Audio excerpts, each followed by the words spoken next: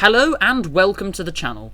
Returning to Vegemite land, today we are looking at the second Australian route suggestion, the Geelong V-Line, from Melbourne's Southern Cross to Geelong's Warren Pond station, including branches to Sunbury and the Melbourne City Loop. The total route length is 91.8 kilometres plus branches, well within the bounds for a new Train Sim World 2 route. With a diverse range of services and rolling stock, this route really has something for everyone. Quickly before we start though, make sure to like and subscribe if you enjoyed the video.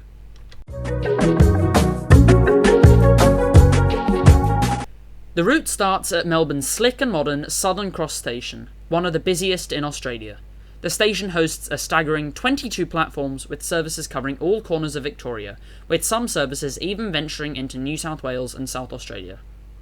Also included, similar to Sydney's City Circle featured last week, could be the City Loop Tunnel, connecting many of the suburban electric lines with Melbourne's bustling centre, with additional stations at Flinders Street, arguably the busiest station in Australia, Parliament, Melbourne Central and Flagstaff. Snaking its way through suburban Melbourne, the route passes Footscray and Sunshine, before moving onto its own right-of-way and speeding up to 160 km an hour. The route whizzes past many stops on the western shore of Port Phillip Bay, before arriving into Geelong. The route continues a little further south, towards Warren Ponds, where most services terminate. The route could also include the branch to Sunbury, completing one suburban line. The large yard at South Dynon houses the South Dynon Maintenance Centre, and a large marshalling yard for Pacific National. There are other depots, such as Tottenham, Corio, North Geelong and Geelong.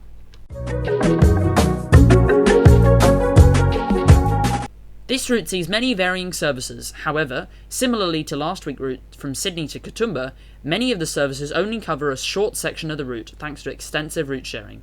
Thus, the majority are V-Line services. Here is a quick rundown of all of the possible services, however.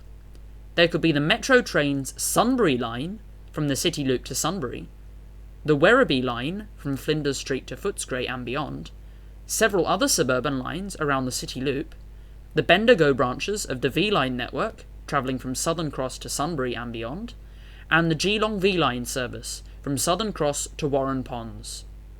Select services continue further south than Warren Ponds. Some freight services could also operate out of the aforementioned South Dynon Yard.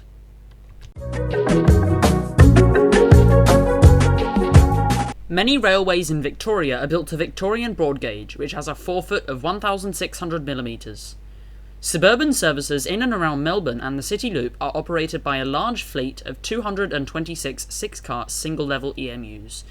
These commuter trains include the Comeng unit, built by Commonwealth Engineering, or Comeng, and were built between 1981 and 1988.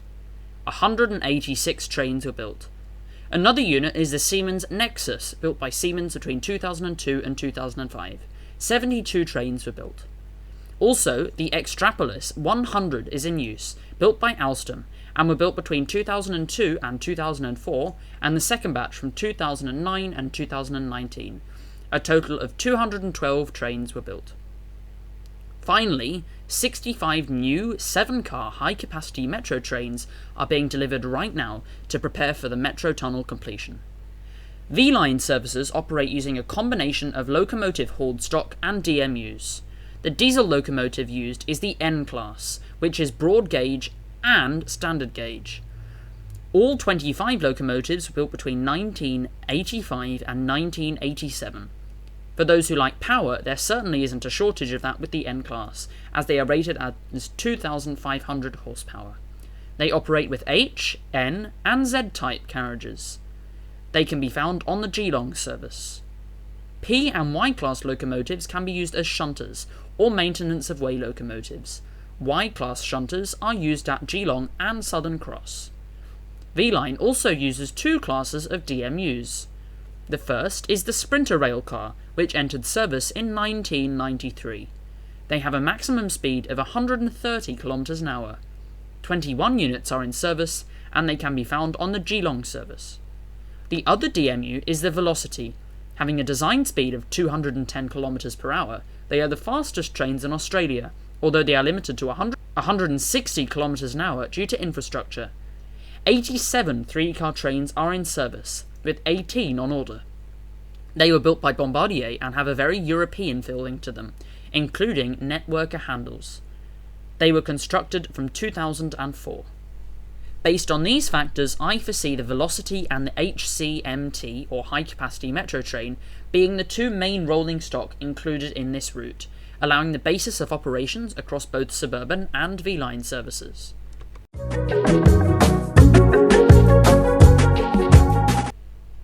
Some possible DLC routes are the Comeng unit, used on suburban services, the Siemens Nexus, used on suburban services, and the Extrapolis, used on suburban services. Some intercity DLCs could be the Sprinter, used on select V-Line services, and the N-Class, used on select V-Line services.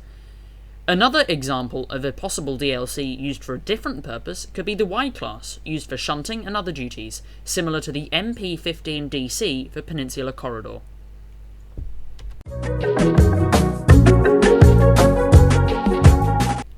As you can see, this route has much potential, with bustling commuter and regional services connecting some of Australia's best railway stations.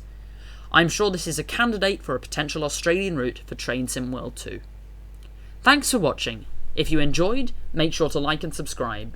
And if you really enjoy my channel and want to support it more, check out my Patreon and receive perks for as low as £1 a month.